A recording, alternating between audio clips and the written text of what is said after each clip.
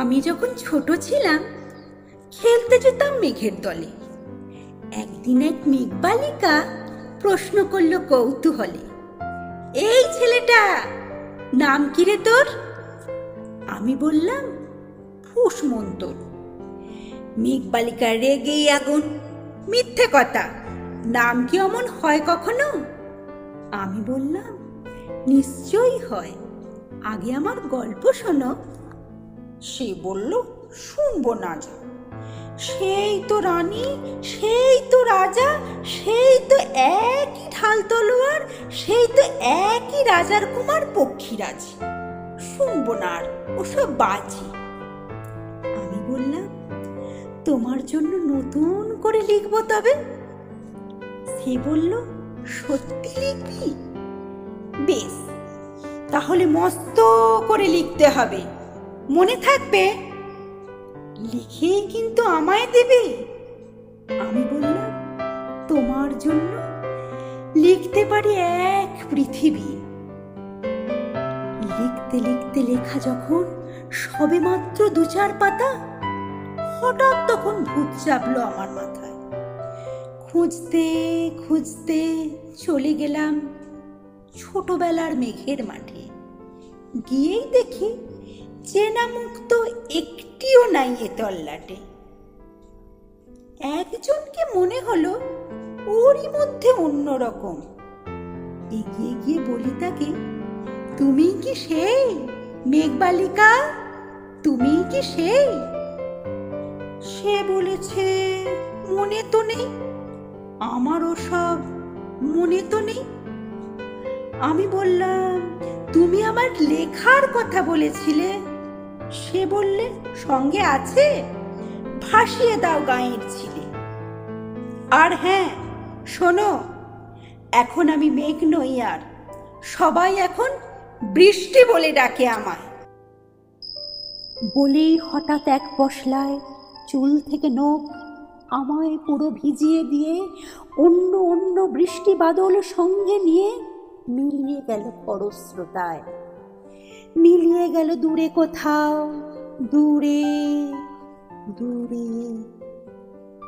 বৃষ্টি বলে ডাকে আমার, বৃষ্টি বলে ডাকে আমার। আপন মনে বলতে বলতে আমি কেবল বসে রইলাম, ভিজে একসা কাপড় জামায় গাছের তলায় বসে রইলাম। বৃষ্টি নাকি মেঘের জন্য? এমন সময় অন্য একটা বৃষ্টি আমায় চিনতে পেরে বলল, তাতে মন খারাপের কি হয়েছে, যাও ফিরে যাও, লেখো আবার। এখন পুরো বর্ষা চলছে, তাই আমরা সবাই এখন নানান দেশে ভীষণ ব্যস্ত। তুমিও যাও, মন দাওগে তোমার কাছে। বর্ষা থেকে ফিরে আমরা নিজেই যাব তোমার কাছে। এক পৃথিবী লিখবো আমি, এক পৃথিবী লিখবো বলে ঘর ছেড়ে সেই বেরিয়ে গেলাম। ঘর ছেড়ে সেই ঘর বাঁধলাম কখন বনে, সঙ্গে শুধু কাগজ কলম।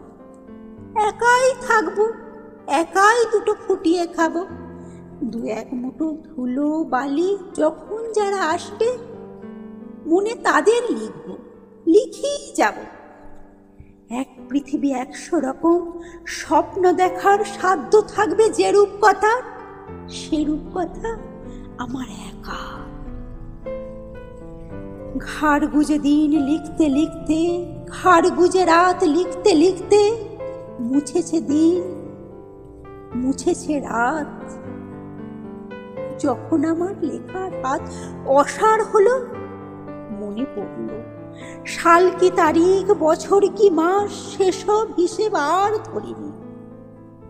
লেখার দিকে তাকিয়ে দেখি এক পৃথিবী লিখবো বলে একটা খাতাও শেষ করি। সঙ্গে সঙ্গে ঝমঝমিয়ে বৃষ্টি এলো খাতার উপর, আজীবনের লেখার উপর। বৃষ্টি এলো এই অরণ্য। বাইরে তখন গাছের নিচে নাচছে ময়ূর আনন্দিত, এ গাছ ও গাছ উড়ছে পাখি, বলছে পাখি, এই অরণ্যে কবির জন্য আমরা থাকি, বলছে ওরা, কবির জন্য আমরা কোথাও, আমরা কোথাও, আমরা কোথাও হার মানিনি।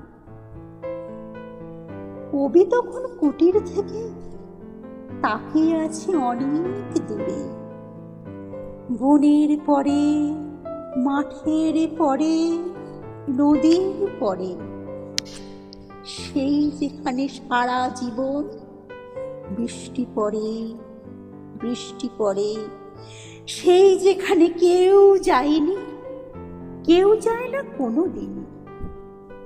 আজ সে কবি দেখতে পাচ্ছে সেই দেশে সেই ঝর্ণা তালায় এদিক ওদিক ছুটে বেড়ায় সোনায় মোড়া মেঘ হরিণী, কিশোর বেলার সেই হরিণী।